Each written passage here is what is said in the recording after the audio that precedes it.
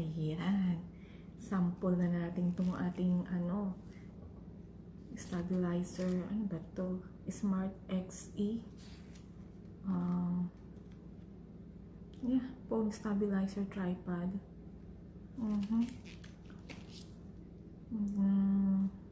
So, ngayon ko pa lang to gagamitin. So, hindi ko pa alam. Inaayos ko pa. Pasensya na, hindi pa ako marunong mag-edit. So, ngayon, ang kasama ko yung brother nung asawa ko, nasa taas siya, nagpapahinga. Asawa ko naman nasa labas, mamaya pa ang dating nung instructor kasi siya ng roller skating. So, eto. So, pasensya na. Kaya hindi masyadong malakas yung boses ko. Medyo mahina kasi baka magising. So, right now, uminom ako ng kape ko. Mamaya pa ako magluluto. Alauna, 1:20 PM dito. So, late na ako nag-umagahan kasi mamaya pa ako magla-lunch. So, antayin ko pa siya. Hindi naman ako masyadong nagugutom kasi sanay na nga ako ng late na rin ako nag-uumagahan. So, yeah, narito ako ngayon sa Kentucky, USA. So, yung suot-suot ko is Philippines, Manila. Bigay sa akin ng nanay ko na umuwi ako ng Pilipinas. Tinalo ko kasi sila noong 2022. So, pasyensya na, hindi rin ako at isa sa camera. So, first time ko pa lang to. Wala muna tayong edit. Pag-aaralan muna natin to. So, tsaka na tayo magchichikahan paano ako napunta dito. Paano ko siya nakilala yung asawa ko ngayon. So, ano yung mga ginagawa ko dito. Ano yung mga nangyayari sa buhay ko dito. Syempre, ganun naman lagi, diba? So, noong una kasi ay talaga na asawa ko na mag-video ko, ano ko sa YouTube or whatever. Ayaw niya. So, nung makita niya lagi ako nanonood ng mga vlogger, tawa ko ng tawa. Yun, sabi niya, bakit hindi mo gawin? Sige, para malibang ka. So, matagal na rin naman ako dito. 5 years na rin ako dito. Pero hindi ko yung i-count yung yung tourist lang ako dito. So, tourist lang ako dito. Hindi pa ako talaga residente. So, siguro hindi ko muna siya i-count for 5 years. Kasi yung 5 years yung kasal ako. So, yung ilang years pa? Almost 1 year pala. So, 6 years na pala. Yung 1 year, wala akong residente pa dito. Ano pa ako? Ba't tumataas yung kilay ko? Ba yan? So, baka sabihin, arte ko Ba't malaging tumataas siya? So, yun nga. Dito pa lang ako. Dati akong nasa California, ng Los Angeles ako dumating. Siguro mga 4 months ako dun, so 6 months. And then transfer ako sa San Francisco for 4 months. Naroon kasi yung mga tito-tita ko. So may mga, may mga kamag-anak din ako sa LA, kaya lang mas close ako sa San Francisco. Naroon yung first cousin ng nanay ko, doon ako pinapunta. Kasi meron nung hindi magandang nangyari sa akin sa LA. So, nung malaman niya, so binigay niya sa akin yung pangalan ng tito ko doon. Kaya lang hinanap ko talaga kasi hindi sila nag-reply Yung phone number nila, kahit anong tawag ko, wala So, nagpatulong pa ako sa kaibigan ko para hanapin lang sila. So, marami nangyari sa akin dito. Struggle talaga. So, marami akong kukwento sa inyo kung anong mga nangyayari. Kahit na nasa Pilipinas din ako, paano ako napunta dito, lahat-lahat. Ang hirap kaya. Paano ako nakapasa sa interview ng tourist visa. Pwede ko palang i-share sa inyo yun. So, yung iba kasi sabi, di ba, kailangan maraming pera ka para makapunta dito. Hindi wala nga ako pera sa bangko pero na-approve ako bilang tourist visa. Hindi naman talaga tinitingnan yun. Ang para sa akin yung opinion ko, tinitingnan kung may kakayahan ka ba na habang nag-stay ka dito sa Amerika, meron ka bang gagastusin, meron ka bang pupuntahan, may alam ka ba, mga ganung bagay sila concern. Yun yung napansin ko dun sa interview ko tsaka doon sa mga kaibigan ko in-interview. Pero sila na-deny sila, kaya nagulat sila kasi ako talaga first time ko lang siyang nag-apply. First interview ko, wala pang 8 minutes akong in-interview. Wala na, pasado na. Wala naman hiningi sa akin kahit isang singkong sa bangko. Wala rin hiningi sa akin mga dokumento. Wala. Yun lang. Pero siguro share ko sa inyo yung susunod kong video para Para at least naging inspirasyon din, ano. Kasi dati talagang, sabi ko wala na akong talaga yatang ano, kung paano ako makaalis ng bansa, o makapunta kung saan man para makapagtrabaho. Kasi pag may edad ka na sa Pilipinas, napakahirap magtrabaho, maghanap ng trabaho, sa totoo lang. Pero ngayon, eto, magsisimula tayo, di ba? So, eto yung first time ko na mag-video kasi yung sa YouTube ko, puro lang picture yung mga picture video, kung tawagin ba, hindi ko alam So, ngayon pa lang ako mag-practice, ngayon ko pa lang pag-aaralan lahat. Ang hirap pala, ano? Pero okay lang. Parang ano ko lang naman to, libangan ko lang naman din. Kasi mahirap din naman yung nag-iisa ka. Wala kang, teka, laman mo na yung kape ko. Ano ba yan? Kape ko na to.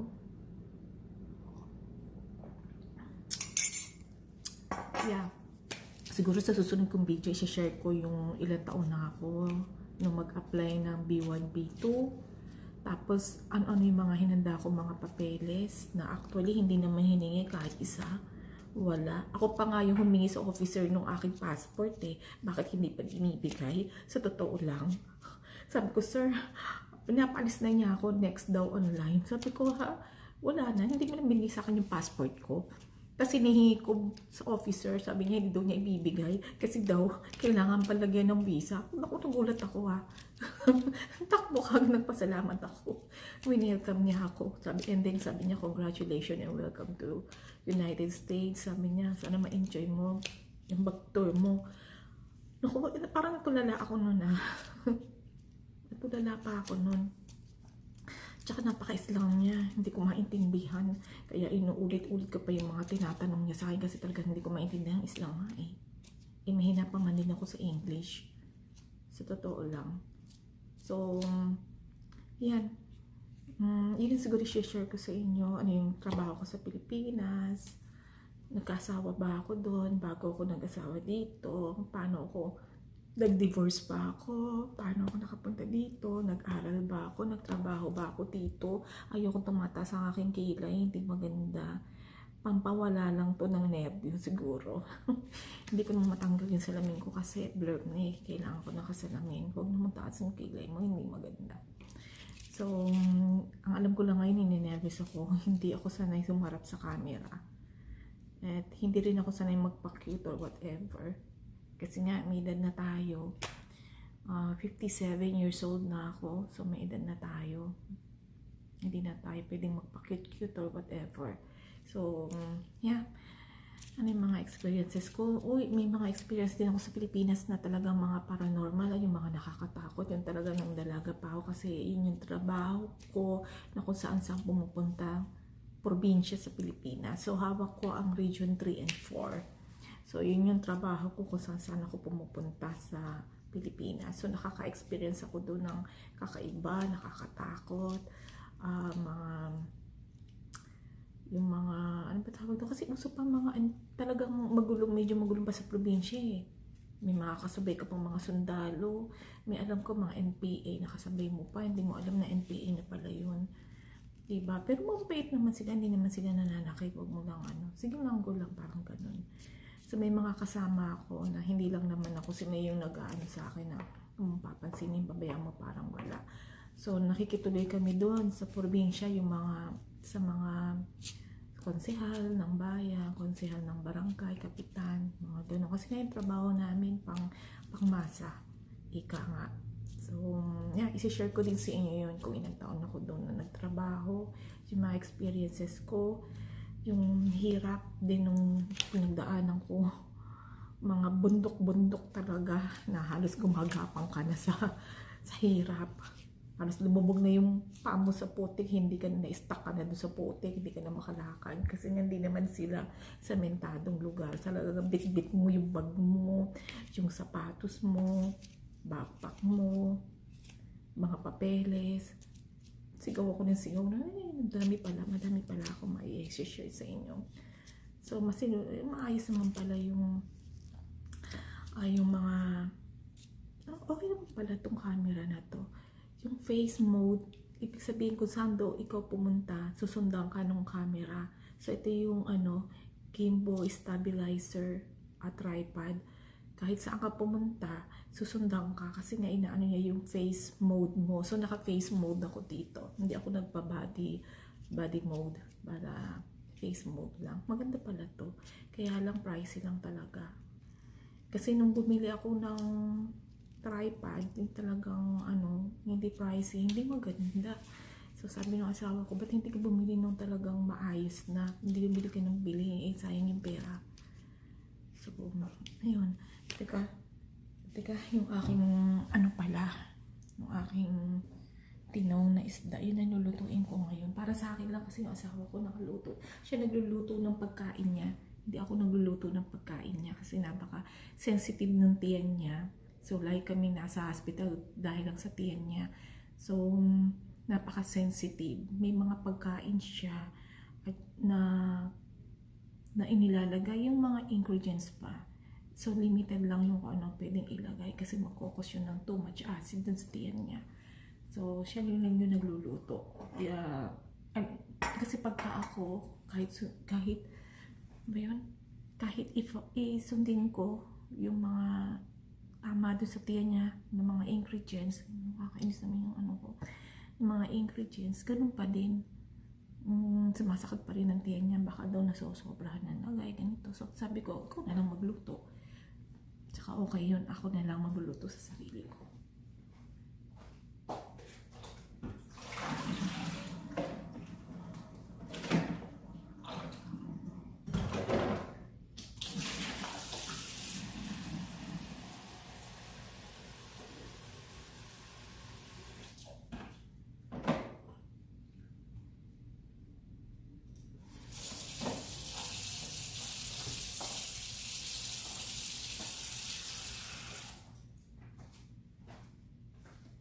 So, 1:31 na ng hapon. So, sisimula ako magluto.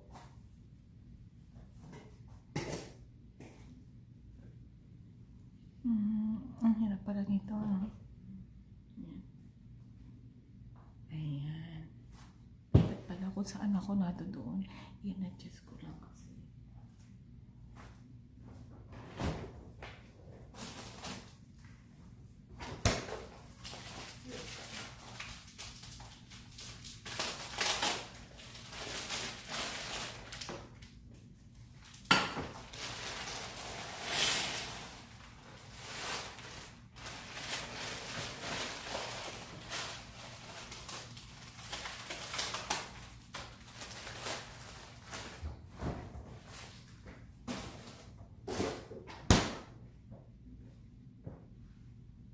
So, lipat lang natin to.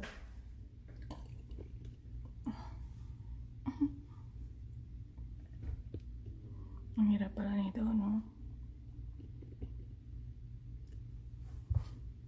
Face detector.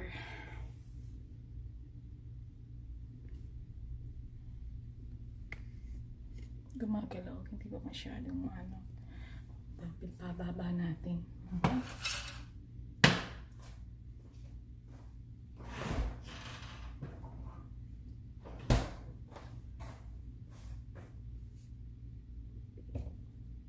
Okay?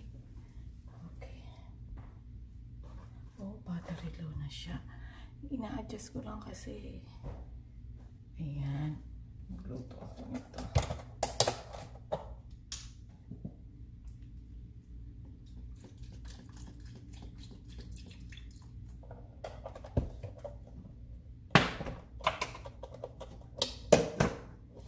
So, yan na lang natin itong ito lang kasi ako fillet na siya na tilapia. So, yan lang natin. Ito siya.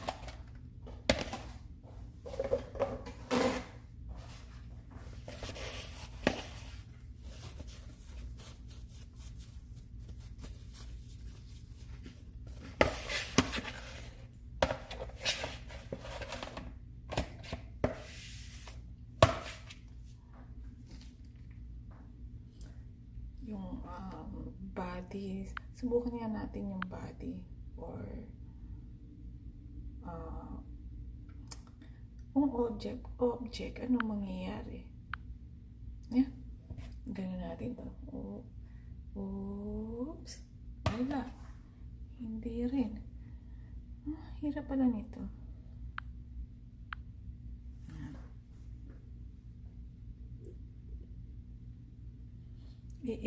Ibababa natin ng konti. Ito pala. Pasensya na. Pinag-aaralan ko pa to eh.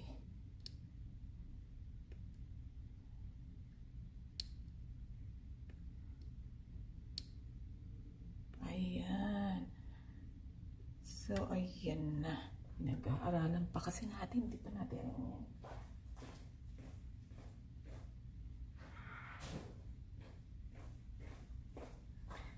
Ay, naku. Pasensya na. Hindi tayo marunong yan. Practice pa.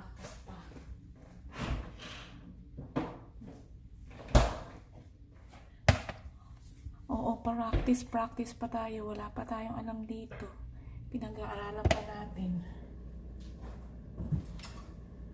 Onion, garlic.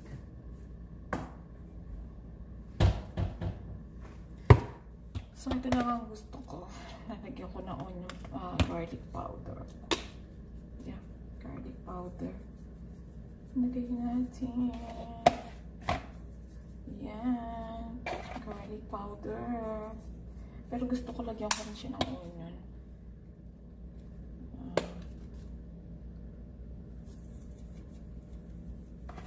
Yan. Yan. Kunti lang ito. Ayoko na masyado maalat. Kunti lang ako magana. Okay.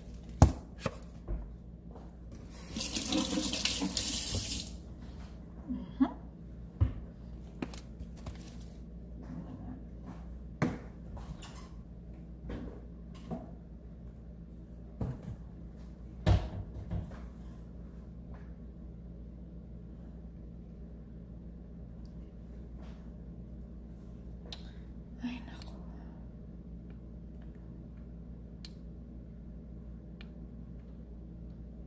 Ayan. Hirap ano. Pinag-aaralan pa natin eh. Pasensya na kayo. Hindi pa ako masanay mag-ano dyan.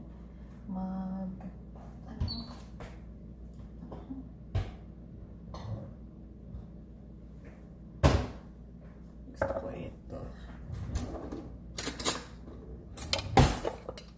Lagyan natin ng konting flour. Flour. Ano ko. Lagyan natin.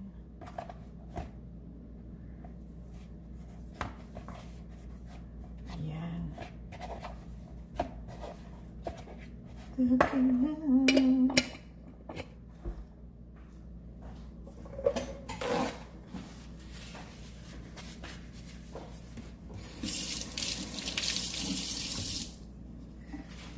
Okay.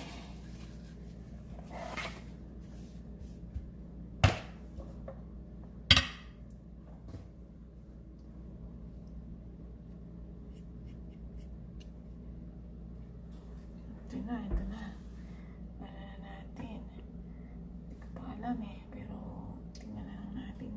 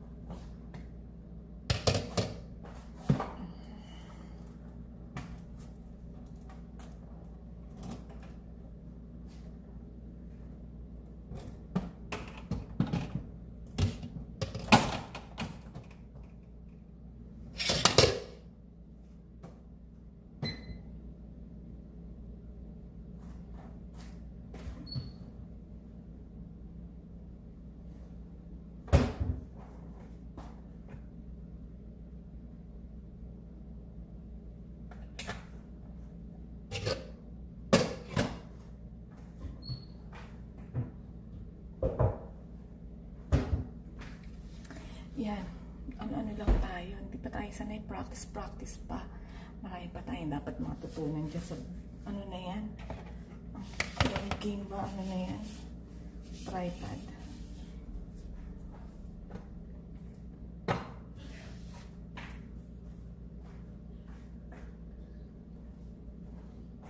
So, ayan. Wala ng face capture. Okay, that's good. That's good. So, okay na rin yan. Ano na rin tayo, diba? Practice lang tayo. May pinipindot ako eh. Okay.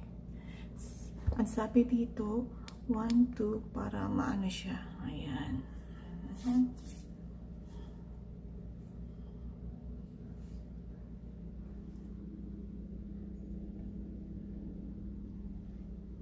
Hanap natin ng ng lugar.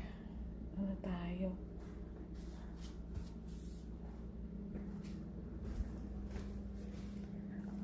Saan kaya yung dito? Kunyari, yung camera mo, gusto mo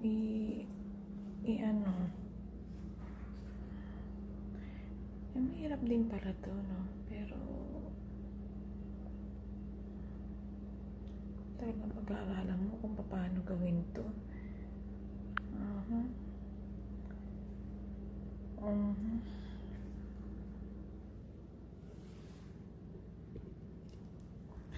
Hindi natin alam to kung paano.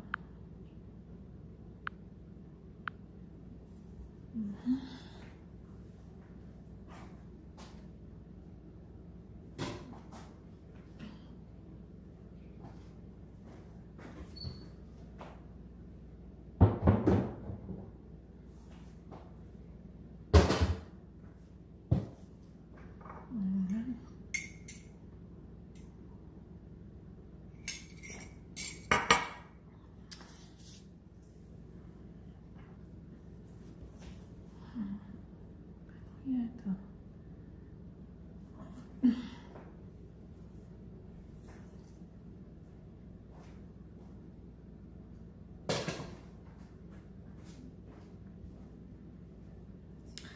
So, habang pinainit ko yung mantika, kasi hindi pa mainit yung mantika. So, i-ano na lang natin. So, i-ano ko na lang sa inyo kung paano mga nangyayari. Sa ngayon kasi medyo panayang ganun po, no? Kasi hindi ko malaman kung ano sasabihin ko eh. Pero, tingnan natin kung ano mga mangyayari sa susunod. Gusto ko lang naman kasing i-share sa inyo. Mamaya mag-video ko. Mag-share. Bakit ba laging tumataas to? Hindi ko naman dati naging maniracing ko na ba to? So, inano ko lang naman to. Sinampulan ko lang naman tong Smart XE. So, ayan. Sinampulan ko lang naman. Kung paano siya